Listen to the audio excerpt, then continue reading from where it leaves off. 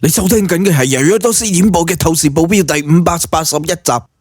章兒，你係咪喺入邊啊？青竹係凌晨3點幾返到去岳泉山莊嘅。本嚟今晚佢喺出邊應酬緊，都冇諗住話要返嚟。但係收到山莊服務員嘅電話，話張先生返咗嚟咁。章兒同埋青竹之間嘅關係，邊個都估唔到。冇人知道佢哋兩個之間究竟係點嘅。當然啦，佢哋兩個人嘅關係其實都好好，所以啲服務員認為青竹同埋章兒之間肯定有奸情。雖然係半夜三更咁啊，但係服務員都係打咗電話俾青竹，然之後青竹就即刻返咗嚟。張生話任何人都唔可以打擾佢啊，亦叫咗我哋將3棟門都上咗鎖，話20日之內唔見任何人咁喎。服務員細聲咁講道。吓？佢做乜嘢啊？青竹行到玻璃嘅通道嘅入口嗰度，呢度係第一道門，但真係上咗鎖。通道嘅盡頭仲有一道門，然之後先至到溫泉池嘅門口。佢話將啲飯菜之類嘅放喺個門口就得咯。服務員繼續咁講道。咁就按照佢嘅意思嚟做啦。青竹諗咗下之後，並冇打算打擾章兒。章兒呢個人神神秘秘咁樣，恐怕應該有啲咩事。佢想出嚟嗰陣，自然就會出嚟噶啦。每日3餐都要最好嘅，要用保溫盒裝住，仲有通知其他人，20日之內山莊封閉，所有出入山莊嘅人都唔可以大聲喧話。係，服務員即刻應道啊！唉，我攰啦，佢將我嘅地方霸佔咗。青竹搓咗下太陽穴喎。今日夜晚佢同一班東北嚟嘅朋友食飯，都係道上邊嘅朋友。飲完之後就一直喺酒店嘅房間度同佢哋傾偈。當然啦，只係單純嘅傾偈，商量一啲生意上嘅事之類咁嘅，並冇做其他嘅事。因為所有認識佢嘅男人都有啲驚佢，咪話想同佢執個尾嘢啊，就算係曖昧嘅眼神都唔敢。自從接管咗道哥嘅生意之後，青竹呢個名已經成為4-9成嘅一個碗，即係東北嗰邊咩大碗啊、乜碗啊咁之類嗰啲，即係好犀利嗰啲啊。邊個見到佢都要叫一聲竹姐，所有人都知道佢係一條毒蛇。想同毒蛇瞓覺，咁你就準備好俾毒蛇咬死嘅準備咯。亦所以冇人敢打佢嘅主意，都對佢敬而遠之。第二日一大朝早，青竹好早就起咗床，去咗廚房度，然之後親自下廚煮咗小米粥，搞咗啲雞蛋牛奶咁嘅，然之後親自送到去玻璃嘅通道嘅門口度。門口仲係鎖住，睇唔到入邊究竟係咩情況，所以青竹隱隱約約咁有啲擔心。佢好想入去，但係佢有啲猶豫。就喺青竹喺玻璃通道嘅門口出邊徘徊緊嗰陣，一個服務員跑咗過嚟，好急咁講道：老闆，張先生佢做咩啊？青竹都大吃一驚，唔通出咗事？佢喺湖入邊度游水啊！個服務員指咗喺出邊講道。吓？青竹就睇咗一眼上咗鎖嘅門，然之後又睇向出邊，然之後就嬲爆爆咁行咗出去。個湖好大，進入9月嘅京城都好涼爽，只不過章兒呢條友竟然喺湖度沖涼，似乎喺度捉緊魚咁嘅款。姓張嘅，你究竟係咩意思啊？青竹行到岸邊嗰度，指住個湖入邊嘅章兒大聲咁問道啊！點啊，嚟咗啊，一齊過嚟玩啊！朝頭早沖個凍水涼，特別醒神噶。等陣捉2條魚，你幫我燉下。章兒嘻嘻笑咁樣對住青竹叫咗下，講道：你以為我唔敢啊？青竹一嬲，然之後除咗個旗袍，腳尖一點嗰陣，成個人就跳到去張儀嘅隔籬啦。湖水好深，呢度至少有700米咁深嘅款，但係啲湖水好乾淨，半透明咁樣。畢竟呢度係有一口泉水，啲泉水係可以直接飲用。佢一跳落去，張儀就直接潛咗入去。原本只不過諗住撩下佢嘅啫嘛，畢竟一大早傻嘅先至會跳入去湖度沖埋晒啲咁嘅凍水涼嘅啫。但係諗唔到呢個青竹居然真係跳咗落嚟。你咪走啊吓！睇到張儀潛咗落去水入邊，青竹就即刻追咗落去啊！張儀嘅游水嘅速度好快，但係青竹比佢更加之快。呢個女嘅好似專業運動員咁樣，幾秒鐘之後就捉住張儀隻腳啦。張儀揈唔甩佢，唯有向住上面游，然之後浮出咗水面。青竹都衝咗出嚟啊！你做乜嘢啊？青竹問到啦，哈哈，咁你又做乜嘢啊？張儀反咗個白眼問翻轉頭，我係問你啊，點解唔俾人哋打擾你啊？青竹整咗下濕立立嘅頭髮，喺呢一刻佢特別之迷人喎，好似出水芙蓉咁樣。雖然仲着住3點式，但係要露出嚟嘅都露咗出嚟。係，我要自爆啊！張儀細聲咁講到，最近幾日成日覺得自己嘅身體好似要爆炸咁樣，唉，我驚炸到其他人，所以咪喺呢度修煉幾日咯。吓？你走火入魔啊？青竹大吃一驚咁講到，唉，我唔知啊，可能係啲邪火未泄出嚟吧，逼住晒喺度。張儀就睇咗一眼青竹嘅頸下邊喎。啊？咁要唔要我幫你泄下火啊？咕嚕一聲，未等張儀應，呢條女就一嘢潛咗落去水入邊，然之後快速咁樣攬住張儀條腰，隻手伸入咗唔應該伸入去嘅地方。喂，我頂啊！你做乜嘢？喂，快啲出嚟，快出嚟！喂，唔好咁搞啊！喂，哇！張儀都未講完嘢，成個人就呆喺水度啊！因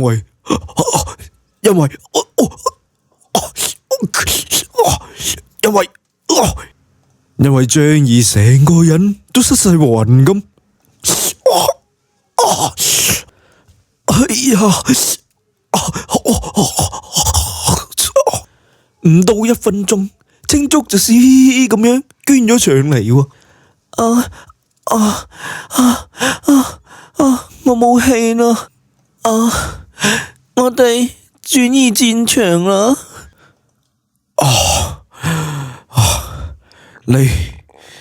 你咁樣何必呢？張儀突然之間攬住佢講道，我咪係正常嘅女人，亦都係冇男人愛。你呢個人又膽細，又唔主動，所以唯有我主動咯。青竹喺度扮鬼扮馬咁，好似好委屈咁講道喎。啱啱都冇邪火嘅，而家俾你整到扯晒起身。你要負責吓！張儀個眼一瞪，然之後一嘢攬起身青竹，飛咗起身，一個意念穿越，就閃咗喺溫泉池嘅屋頂上邊，然之後捐咗入去。而家佢嘅意念穿越嘅距離係3公里，3700米嘅咁。張儀係乾柴，雖然守住一堆鶯鶯燕燕咁樣，但係卻同苦行僧冇咩區別。而青竹就係烈火，佢自己一個女子獨守住無數個寂寞嘅夜晚。而今日青竹破格嘅舉動，徹底咁撕開咗兩個人身上邊或者心入邊所有嘅偽裝，都到咗咁嘅程度啊！張儀仲邊會扮咩君子啊？而家做小人又點？天打雷劈又點樣啊？歡叫聲喺溫泉池入邊傳咗出嚟，青竹喺某一個瞬間得意咁樣哈哈大笑咗起身，仍停咁樣發出咗暢快嘅呼喚聲，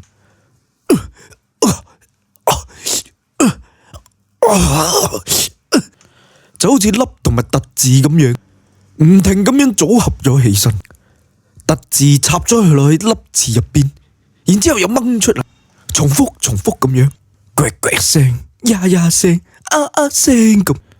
呢一日，張儀同埋青竹兩個都未露過面，一日都未出過門，成日都冇食過飯，直到差唔多夜晚嗰陣，青竹先至行出咗個溫泉池。同時佢都換咗一身青花瓷色嘅旗袍。溫泉池度有佢嘅衫櫃。去老窩嗰邊捉一隻老母雞，我辦公室度有人參，叫廚房嗰邊燉好佢，啱啦。再派人去水產市場嗰度買幾隻野生嘅黃鱔返嚟，呢個補氣養血，我要親自嚟做。仲有啊，呢幾日我唔見客啦，手機就放你嗰度，有人問起身嘅話，就話我出咗門。青竹喺度吩咐住，而隔籬嘅服務員都即刻記低。你收聽緊嘅係由約多斯演播嘅《透視保鏢》第582章。張儀返到京城嘅事都瞞唔住，況且佢都擔心出邊，所以出邊嘅人都知道佢返咗嚟。喺山莊度閉關嘅第3日，好多人都相繼咁嚟到山莊度。不過睇到封鎖住嘅玻璃門之後，所有人都懵晒。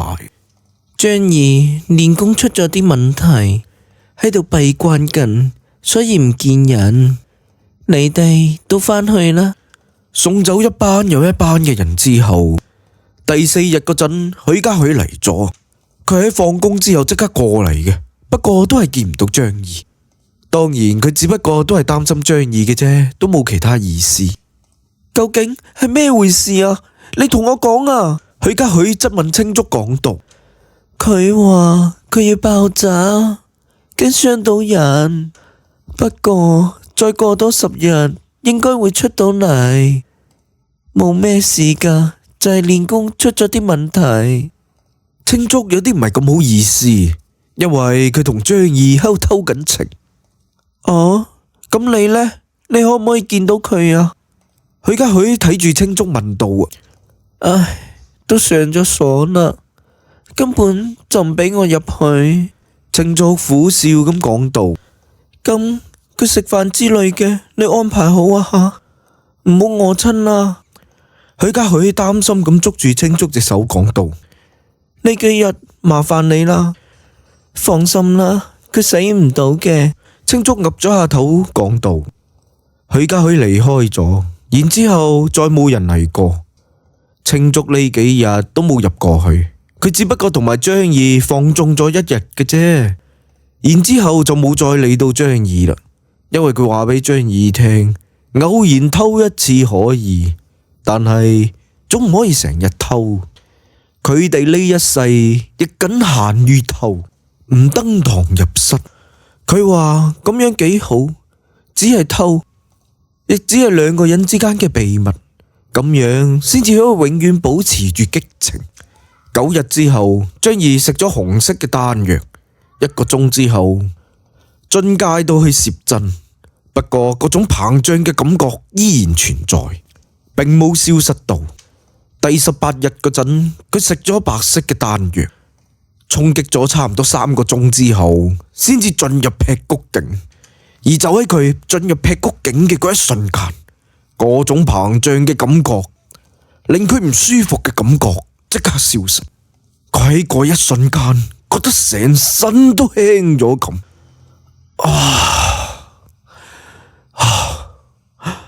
真係咁？張儀深呼吸咗一口氣，只有自己嘅修為境界達到一定嘅程度，先至可以頂得住未知嘅血珠嘅膨脹。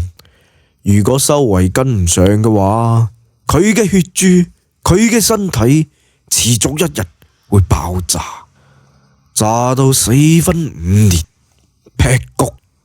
張儀並冇即刻出去，而係感受住劈谷嘅狀態。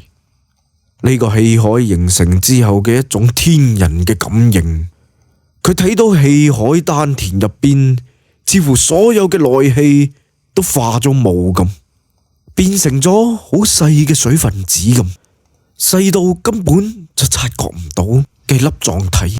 但係呢啲咁樣嘅粒狀體只係霧，只係氣流。呢個就係劈谷。達到呢種境界之後，依靠住氣海入邊嗰啲水分子，人就可以長時間唔食唔飲。當然啦，唔食唔飲都會餓嘅，身體都會頂唔住。所以劈谷只係話俾你聽，長時間唔食嘢唔飲嘢唔會有太大問題啫。人食五穀雜糧，呢個係天道至理，連神仙都要食飯嘅，唔係做咩過年過節要上供之類咁啊？供品入邊有水果或者豬頭之類嘅，都係俾神仙食嘅。神仙都係要食飯噶。一個人感受住劈谷境界一日一夜之後，張儀半夜三更就捐咗出嚟，然之後偷偷地咁捐入咗去青竹瞓嘅客房度。喺青竹仲未瞓醒嗰陣，張儀就撲咗上去。而青竹就係中意咁嘅感覺，中意偷偷地或者夾硬嚟咁。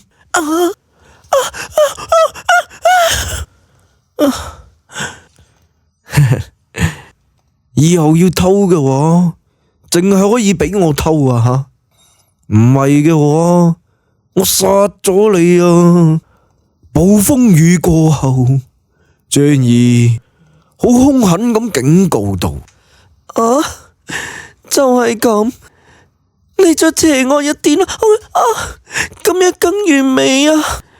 因為你天生就係壞人，扮咩純情小處男喎？青竹呵呵大笑咁講道：我同你講正經噶。張儀大聲咁講道：我偷我嘅人關你咩事啊？青竹大聲咁講道：你咁俾我戴綠帽？張儀壓喺佢身上邊，撳住佢隻手講道：咁你娶我啦，我就唔偷。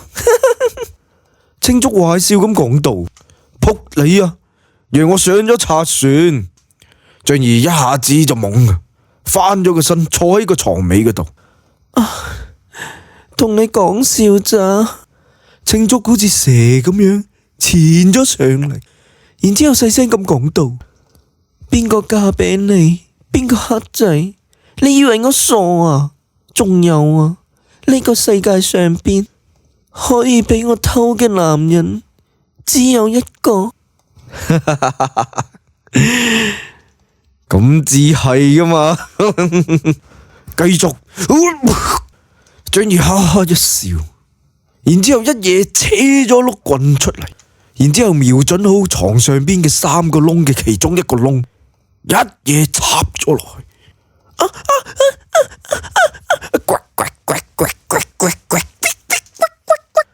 喺山莊度食咗個靚一靚嘅早餐之後，青竹又幫佢着好咗西裝，打咗個領呔，然之後叫佢躝啦。張儀亦的確係躝，出邊好多事都未處理好咧，翻咗嚟咁多日都冇見過任何人，所以都要出去睇下。啱啦。送張儀出去嗰陣，青竹似乎突然之間諗起啲咩事咁。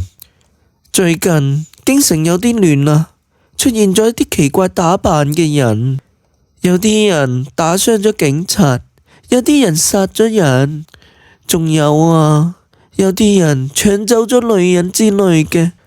我嘅人都見到過2個，一男一女咁，喺酒店度，每個人差唔多飲咗50瓶各種嘅酒，最後冇錢俾，仲打傷咗保安。仲有啊，聽講有幾個良家婦女喺夜晚放工嗰陣俾人哋掠走咗，第二日又放返出嚟，都俾人哋禍害咗，仲失蹤咗幾個兒童添。聽講唔單止係京城咁啊，其他嘅省市都有類似嘅情況發生。吓？咩話？聽到青竹咁樣講，張儀都大吃一驚。唔知咩原因啊，總之出邊唔太平，你都要小心啲啊。青竹提醒咁講道。係佢哋。張儀深呼吸咗一口氣講道。不過呢啲人竟然咁無法無天。吓？係邊個啊？青竹好好奇咁問道啊。一啲喺地獄度出嚟嘅人啊。哼！張儀冷哼咗一聲，同時都睇向青竹。你啊，要小心啲啊。放心啦，我身上有手榴彈呢。其他人萬一要偷我嘅話，我唔會俾佢得逞噶。得啦，我係貞潔嘅烈婦嚟噶。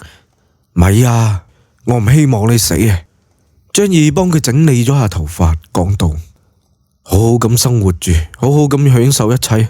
我唔允許任何人傷害你啊！啊，爛啦你冇利用價值啦！青竹開開笑咁講道：走啦我。張儀上咗車就走。京城咁亂，龍祖唔理嘅咩？國安都唔理，仲有自己嘅嗰啲女人都咁靚，咪到時真係會俾呢啲咁嘅冚家拎捉走。佢部車開出山莊嗰陣，佢就打電話俾張尚，不過電話響咗好多次，都係張尚嘅保姆接嘅。張大哥呢？張先生住咗院啦。保姆細聲咁講道：咩話？住院？咩回事啊？張儀大吃一驚咁講道：俾人打傷咗。你有冇時間啊？有時間過去睇下啦。嗰啲咁嘅畜生太狠啦。不過張先生唔俾我打電話俾你。保姆係張尚用咗好多年嘅工人，亦都有咗友誼，建立咗感情，所以保姆有啲喊喊地咁講住：邊間醫院啊？我即刻過去。張儀沉聲咁講道：301 12樓骨科病房啊！保姆講完之後就掛咗電話。張儀即刻向住301嗰邊趕住過去。張尚竟然俾人哋打傷咗，而且係打得好慘。究竟係邊柒撚個？邊柒撚個唔重要，重要嘅係點讚同埋評論啊！Thank you。